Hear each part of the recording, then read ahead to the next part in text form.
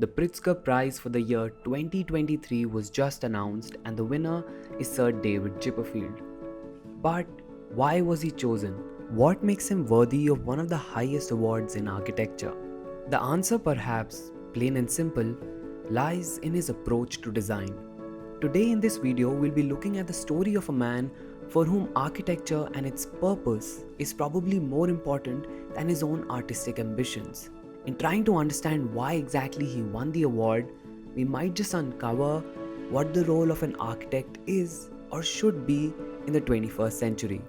So let's dive deeper into the life of the Pritzker winner for 2023, Sir David Chipperfield. David was born in London in 1953 and raised on a countryside farm in Devon. He graduated in 1976 from the Kingston School of Art and then went on to study architecture at the Architecture Association in London, graduating in the year 1977. As many young architects do after their studies, he went on to work at different architecture studios to gain experience and exposure.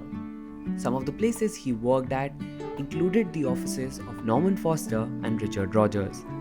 And finally, in the year 1985, he founded his own firm, David Chipperfield Architects. Some of his early projects after opening his practice include the Goto Museum in Chiba, the River and Rowing Museum in the UK, and the Toyota Auto Kyoto building in Kyoto. In these early projects, we can see that the architectural language of his studio has always been so varied, whether it comes to form, to materials, or even to the experience of the spaces. We see David not follow a particular architectural style or try out bold artistic expressions. We see a subtle experimentation, distinct enough to be visible but not overly iconic. And this is not something that I am pointing out, this is what the Pritzker jury stated when announcing him as the winner. Some words from the announcement read, "We do not see an instantly recognizable David Chipperfield building in different cities, but different David Chipperfield buildings designed specifically for each circumstance." This becomes more and more apparent as we continue to see the projects done by his firm. From the beautiful and tasteful restoration of the newest museum in Berlin to the modern and simple Ernsting Service Center in Germany. With different projects, we see different approaches, different forms, different finishes, all based on their context. And it's not like he just blends the buildings completely into the surroundings. For example, the Jane Simon Gallery is set in a historically rich area with a strong architectural language. But this building doesn't just try to mimic the language of the surroundings, it finds a way to have a dialogue with its context. To be beautiful, tasteful, modern, and iconic, and yet be able to speak to and fit into the context that it is designed for. These subtle conversations is what I think David has mastered over his career.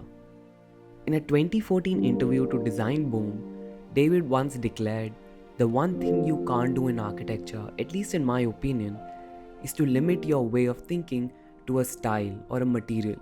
You have to be responsive to the circumstances of a project. When we are building in a city, we have a responsibility in a way to join in and understand why buildings are as they are in that city." I find it very weak for an architect to disregard the history and culture of a city and say, "I have an international style." It's the equivalent of having no variation in a cuisine. You may as well just place all the different types of food in a blender and consume it as a protein-rich shake. This actually takes me back to one of the very first lessons that was taught to me in my architecture school, to study the context. And this is something David does beautifully. And honestly, it's not like he doesn't do experimental projects and always just blends things in. Like in this private residence in Galicia or America's Cup building or even the Turner Contemporary. But even in these projects, the buildings catch your attention for sure, but they are not screaming. Think of it this way, if it's a choir singing, maybe these buildings are hitting a different note that is standing out to you, but it's the same music. It doesn't feel alien. And I think that is what David's forte is. His projects are classically beautiful. They appeal to us because of their simplicity, their geometry, and their materiality.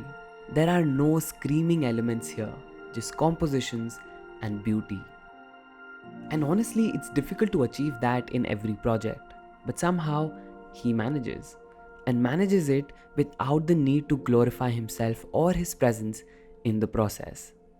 Alejandro Aravena, who was the jury chair this year, said, "In a world where many architects view a commission as an opportunity to add to their own portfolio, he responds to each project with specific tools that he has selected with preciseness and great care. Sometimes it requires a gesture that is strong and monumental, while other times it requires him to almost disappear. But his buildings will always stand the test of time because the ultimate goal of his operation is to serve the greater good. The avoidance of what's fashionable has allowed him to remain permanent." So I personally think this year's Pritzker is well deserved. It is for architecture that is beautiful, but not just for the sake of beauty. It comes with a purpose. And I say this because he understands what his buildings can do for the people, especially when it comes to public buildings. He tries to create spaces that don't feel elitist or selective in who can enter. He tries to weave it into the fabric of the city in such a way that everyone is invited in. And this is true for whatever country he has worked in, whether it's UK, USA, or even Japan. His works have always found a way to belong and somehow elate the life of the user of the structure and of the people around it. I would like to end this video with some of his words. Designing isn't coming up with colors and shapes. It's about developing a series of questions and ideas which have a certain rigor and consequence to them. And if you can do that, it doesn't matter which path you go down, as long as you go down the path well and have been consequential in the process.